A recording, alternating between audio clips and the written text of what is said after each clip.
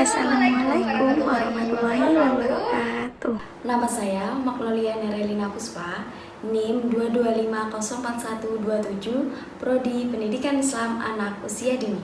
Nama saya Putri Maulida Wulandari, nomor induk mahasiswa 22504130, Prodi Pendidikan Islam Anak Usia Dini. Perkenalkan, nama saya Infik Ifadatun Komariah dengan nomor induk mahasiswa 22504126 dari Prodi Pendidikan Islam Anak Usia Dini. Perkenalkan, nama saya Salzabila dari Prodi PAUD 3 dengan nomor induk 22504129. Definisi kesulitan dalam belajar yaitu anak-anak yang mengalami hambatan atau penyimpangan pada satu atau lebih proses-proses psikologis dasar yang mencakup pengertian atau penguasaan bahasa baik lisan maupun tulisan. Adapun hambatannya yaitu dapat berupa ketidakmampuan mendengar, berpikir, atau berbicara, membaca, menulis, mengeja, dan berhitung. Adapun hambatan kesulitan belajar yaitu adanya kondisi-kondisi seperti gangguan persepsi, kerusakan otak, MBD, disleksia, ataupun gangguan dalam memahami kata-kata. Deteksi awal anak yang memiliki kesulitan belajar bisa dengan pertama keterampilan dasar, kedua membaca, ketiga menulis, keempat bahasa lisan, kelima perilaku. Dari deteksi awal tersebut kita dapat menemukan apa saja yang dapat mengganggu kesulitan anak dalam belajar. Spesifikasi kesulitan belajar anak ada dua, yaitu kesulitan belajar akademik dan kesulitan belajar non-akademik atau pra-akademik. Kesulitan belajar pra-akademik itu dapat terjadi karena gangguan motorik dan persepsi. Yang kedua, gangguan persepsi.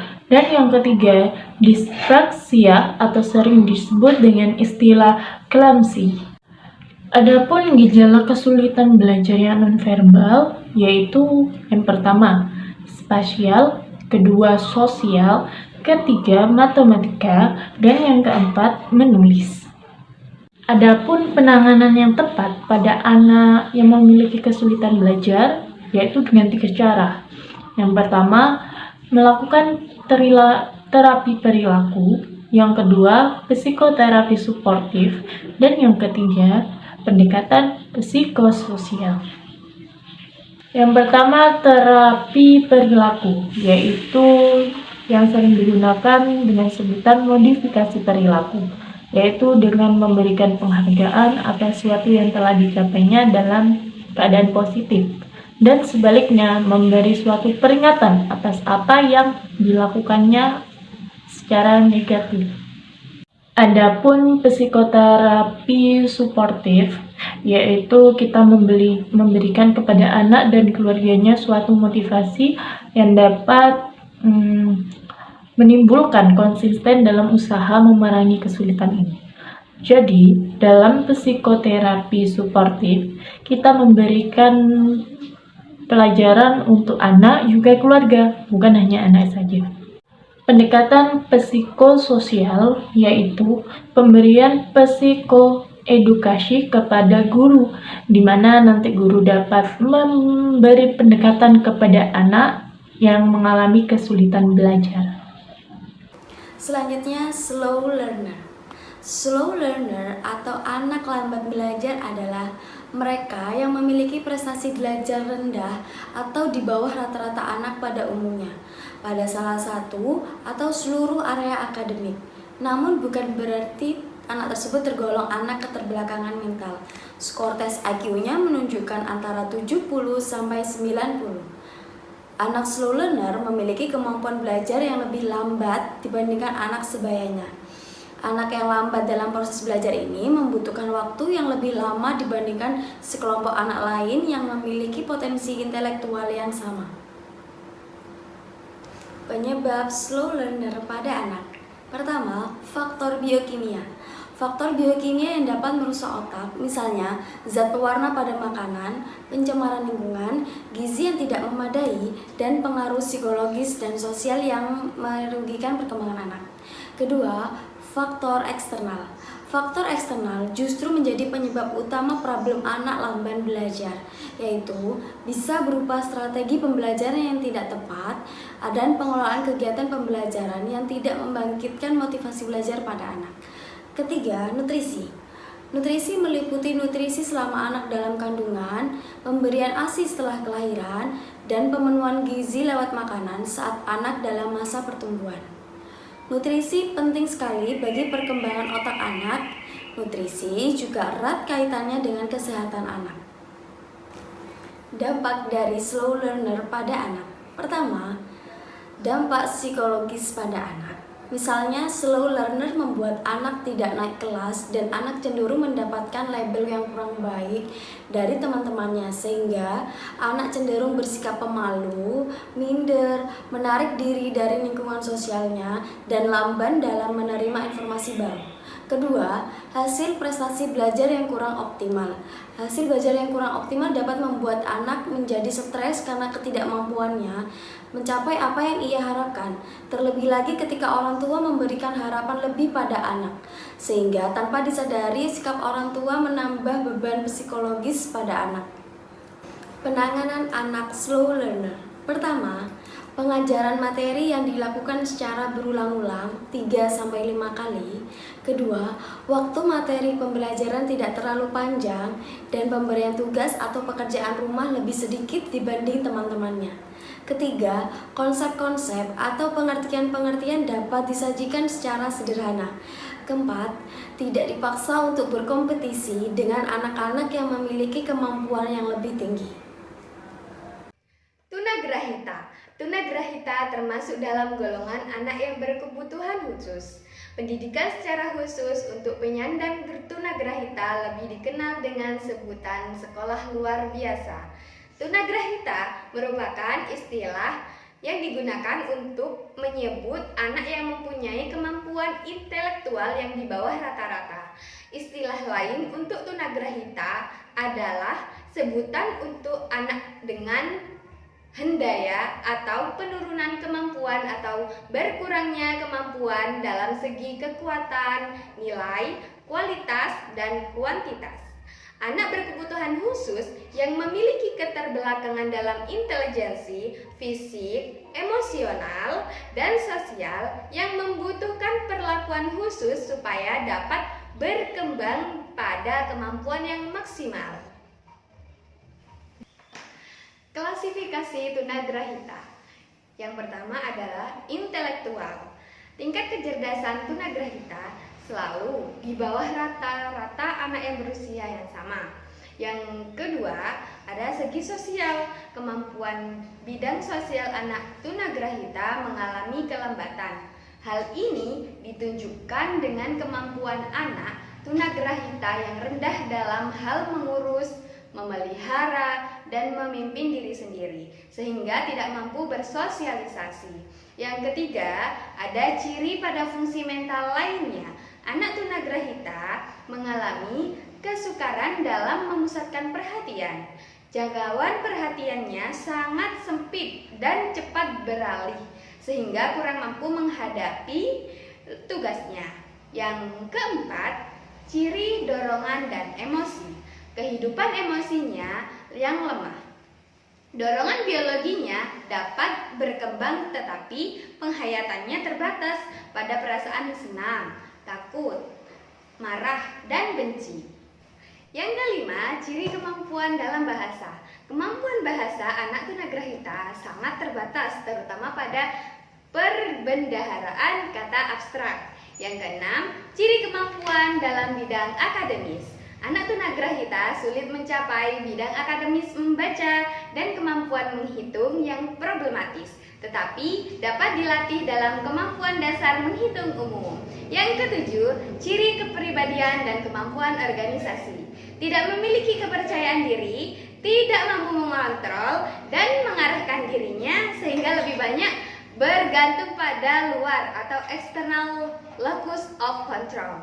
Faktor penyebab anak tunagrahita. Yang pertama ada faktor keturunan atau kelainan kromosom dan kelainan gen. Kelainan ini terjadi pada waktu imunisasi, tidak selamanya tampak dari luar namun tetap dalam tingkat genotip. Yang kedua ada gangguan metabolisme dan gizi metabolisme.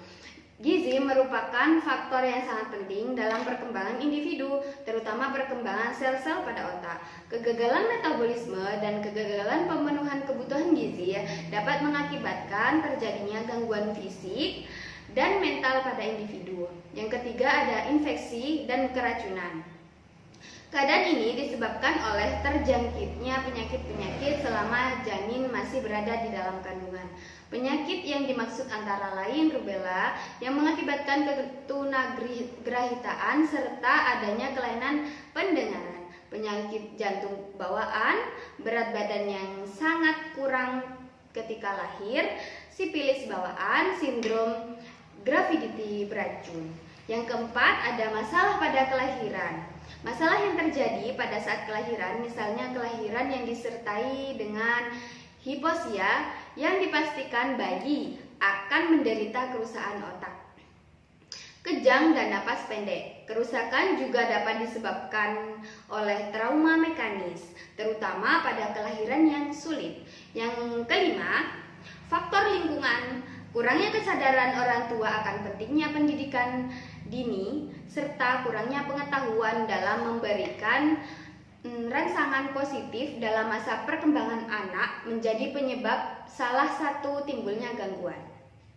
Pencegahan tunagrahita. Yang pertama adalah penyuluhan generik, yaitu suatu usaha mengkomunikasikan berbagai informasi mengenai masalah genetika. Yang kedua adalah diagnostik prenatal, yaitu memeriksakan kehamilan sehingga dapat diketahui lebih dini ada tidaknya kelainan pada janin.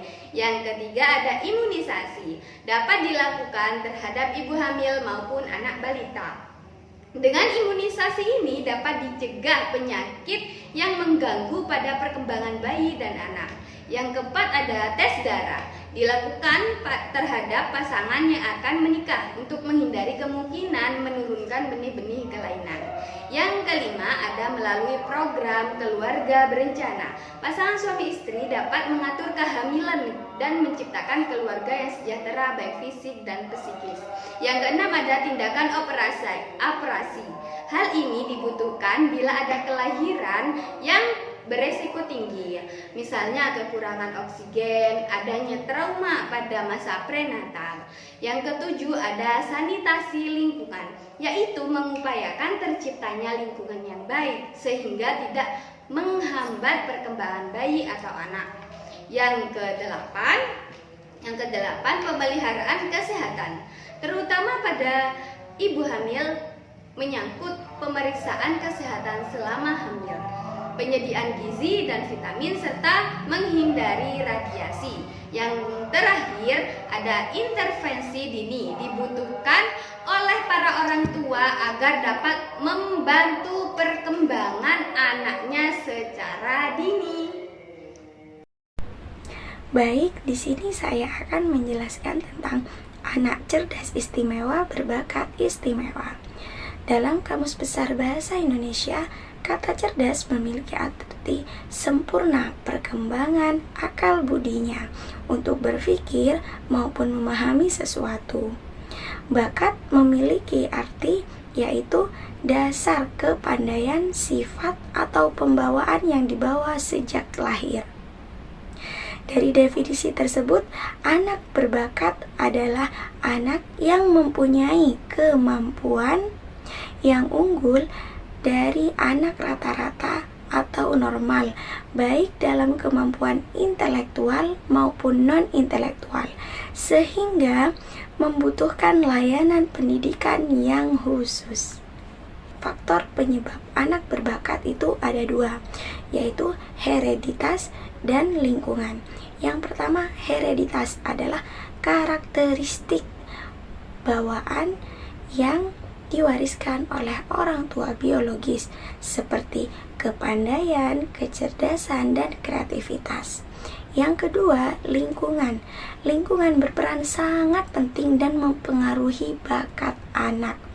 Jika ada seorang anak yang memiliki bakat yang sangat tinggi, namun tidak ada dukungan dan perhatian dari lingkungannya, maka ia tidak bisa mengembangkan bakatnya secara maksimal. Dampak dari anak berbakat itu ada 4, di antaranya 1. Anak dapat mendominasi diskusi. Yang kedua, anak tidak sabar untuk maju ke tingkat berikutnya. Yang ketiga, anak tersebut suka ribut atau tidak tahan menahan emosinya ketika merasa bosan. Dan yang keempat, anak dapat melanggar peraturan, petunjuk-petunjuk atau prosedur yang tertentu.